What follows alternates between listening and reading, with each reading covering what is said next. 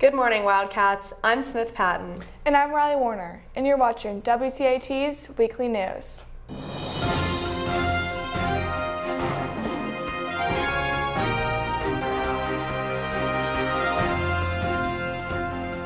Even though we're already headed into fall break, it's already time to start thinking about summer.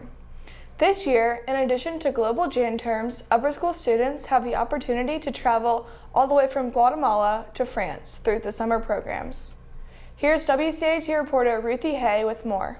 Hi, I'm Ruthie Hay, reporting on global programs here at Westminster. I really liked the exchange program because it was a great opportunity to meet a lot of new people at Westminster that I like in other grades that I wouldn't normally get to meet, and then also like the French people getting to know them was really interesting because you get to experience their culture. I just really enjoyed learning about the culture of France and experiencing and comparing it to our culture back at home. It's so awesome to see the connections that Westminster has with other schools around the world, and that they knew the students, and that we got to stay with them and just live in Spain for 2 weeks and be a part of their daily routine, and it was really awesome. And students can link to the applications, they can click on it, they can read whether they're whether it's the right fit for them, if the dates work for them, and the cost, and the coordinator, fill out the Google form or whatever the application looks like, and everything needs to be in by October 21st, which is Monday. Thanks for watching. Make sure you apply by Monday, October 21st if you want to get involved in global programs this summer. I'm Ruthie Hay, signing off from WCAT. Thanks, Ruthie. Check the student announcements for more information on applying or contact Miss James. Moving on from events far away from campus, this week, Esteban Patino's art pieces have been showcased right here on campus in the Broyles foyer. Many different art classes got the opportunity to participate in a hands-on collaboration with Esteban while also interviewing him and learning about his journey as an artist. Here's WCAT reporter Larson Normark with more.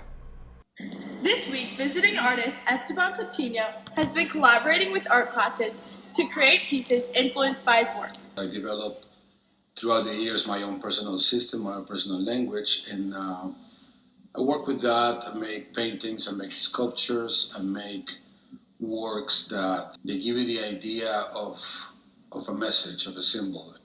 So my portfolio class is doing a project with our visiting artist, Esteban Patino.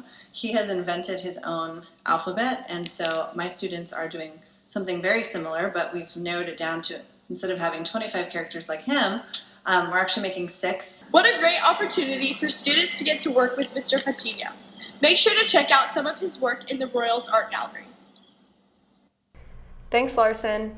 Yesterday during club periods, students and teachers enjoyed harmonies on Presley Patio from Mac and a special guest, a member of Chi Rho Wake Forest men's a cappella group. Down by the riverside, down by the riverside, oh, down by the riverside. Well, I'm gonna lay down my burdens. Once I thought my innocence was gone. Now I know that happiness goes on. That was definitely a special performance from alum Rains Draper, Mac, and for all of those who stopped by. Now moving on to some not so exciting things here on campus, students will be taking the PSAT and the PACT on Wednesday, October 16th. Freshmen, sophomores, and juniors should have received an email about room assignments and extra time accommodations if applicable. 12th grade students are not required to take either of these tests, so seniors, enjoy your extended fall break. This week, Wildcats and people all around the Atlanta area are celebrating Pride Week. To honor Pride Week in Atlanta, a multitude of flags from the LGBTQ community have been placed all around campus, from the library to the campus center. Moving on to another club on campus, on Friday, October 25th, the Girls Club will be hosting a bake sale to raise money for Play Unified, a nonprofit organization that raises money and awareness for children with disabilities. Be sure to bring a few dollars to support this organization. Bakery items will be sold for $2 each. Moving forward, we have a lot of exciting things coming up in Westminster Athletics. Here's our very own sports anchor, Jack Hunter, with more on upcoming athletic events. I'm Jack Hunter here in Turner Gym, where tonight, Thursday night, a big victory for this Westminster volleyball team versus Pace Academy, the rivalry in Buckhead. Pace coming into the game ranked number 1 in 3A. The Cats silenced them, though, winning in 3 sets, third one being the closest, 26-24. The players were really excited after the game. It was a big win. It was my first area championship win.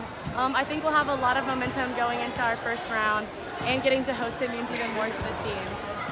It was awesome. You know, it was a great team win, and we all worked on things in practice, and it all came out in the game, so it was fun to see that happen. We've really been focusing on just developing a good team chemistry and working in the first sets to develop into the end, and so that really happened tonight, and so it felt really good. After the game, Mary Emily Morgan was recognized for her 1,000th kill, which she said on Monday versus Lovett. After the game, she was given a golden volleyball to celebrate. It's a really big deal for me, but I couldn't have done it without the rest of my team and great passers and great setters and a great coach. Going forward, this team is very excited for the playoffs. They'll open up the playoffs next Saturday for the first round here at Westminster. More details will come in terms of the opponent and the time.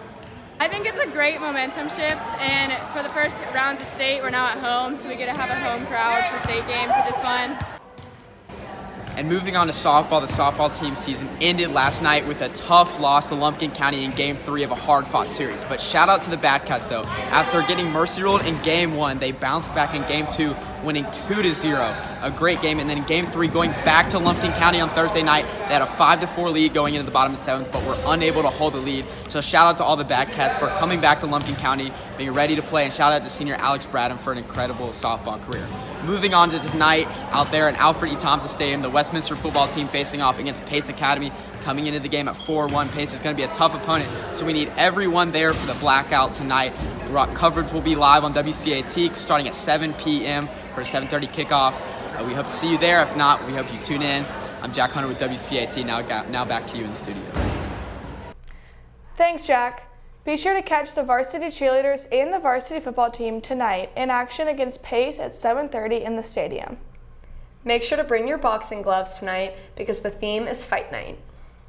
If you don't have any boxing gear, don't worry, just wear all black clothing or accessories. And if you can't make it to the game, be sure to support the Cats on NFHS Network.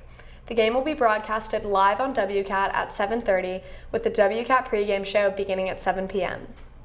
Well, that's all for this week. For WCAT, I'm Riley Warner. And I'm Smith Patton. Thanks for watching. We'll see you next week on WCAT's Weekly News.